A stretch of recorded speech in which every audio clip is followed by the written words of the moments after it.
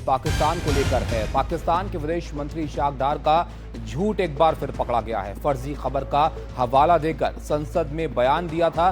Pakistani media ने ही डार की पोल खोल दी है। पाकिस्तानी वायुसेना की तारीफ वाला बयान झूठा निकला है। ब्रिटिश अखबार डेली टेलीग्राफ की खबर का जिक्र उन्होंने किया था, लेकिन फैक्ट चेक में विदेशी अखबार की तस्वीर फर्जी निकली है। यानी फर्जी तस्वीर दिखाकर दावे कर रहे थे पाकिस्तान के मंत्री, और ये झूठ अब इनका बेनकाब यहां पर हो गया है।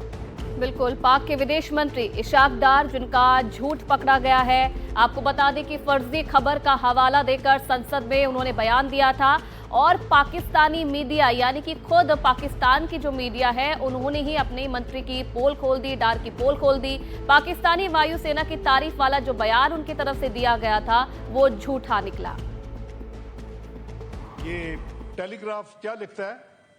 Pakistan air force is undisputed king of the skies. अल्हम्दुलिल्लाह।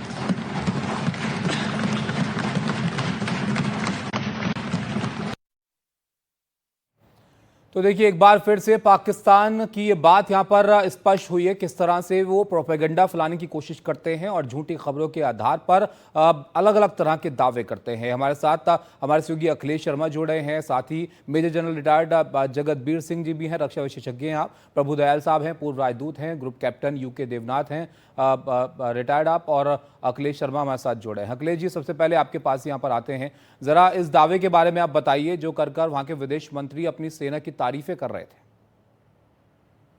बहुत ही हास्यास्पद है ताबिश, क्योंकि जिस तरह से पाकिस्तान को मुंह की खानी पड़ी है, उसके 11 एयरबेस जो है वो तबाह कर दिए गए भारत की ओर से मिसाइल हमले के जरिए, और कई विमान जो है वो भी नष्ट हुए हैं। उसके बाद पाकिस्तान दरअसल अपनी डींगे हाँकने के लिए और अपनी जो नाकामयाबी उसको छिपाने के लिए फर्जी खबरों का सहारा ले रहा है। पार्लियामेंट जो है पाकिस्तान की, उसके अंदर उप प्रधानमंत्री और विदेश मंत्री खड़े होकर ये कहते हैं, अंग्रेजी अखबार का हवाला देते हुए, कि वहां पर ये छपा है उस अखबार में कि Pakistan is the undisputed king of air, यानी पाकिस्तान की जो कार्रवाई हुई है वो उसने साबित कर दिया कि उसकी वायुसेना सर्वश्रेष्ठ है।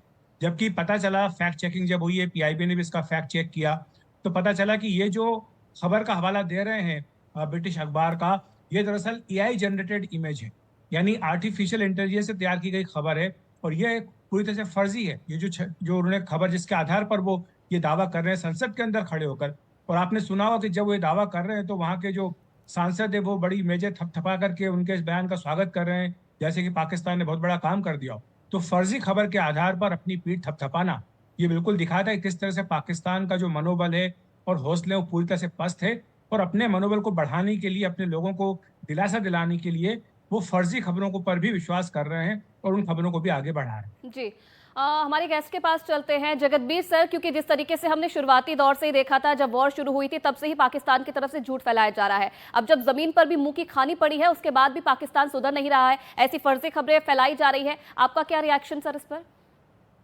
ये तो बिल्कुल सही बताया कि जो पाकिस्तान है, शुरू से जब भी ये पहलगाम का जो इंसिडेंट हुआ उसके बाद शुरू से वो जो है झूठी खबरें फैला रहे हैं, और कई तरीके के झूठी खबरें फैला रहे हैं। और ये आपने सबसे पहले देखा था, उन्होंने पहले डिनाई किया था कि उनका कोई हाथ है इस पहलगाम इंसिडेंट में, ठीक है वो जी। उसके बाद एक के बाद एक जब ये ऑपरेशन सिंदूर लॉन्च हुआ, उसके बाद वो कह रहे थे कि उन्होंने हमारे कुछ वायु गिराए हैं, वो 5 के बारे में बात कर रहे थे। और ये उनके जो फॉरेन मिनिस्टर हैं, उन्होंने अल जजीरा को भी बताया कि we have destroyed 5 Indian aircraft, जो बिल्कुल गलत है।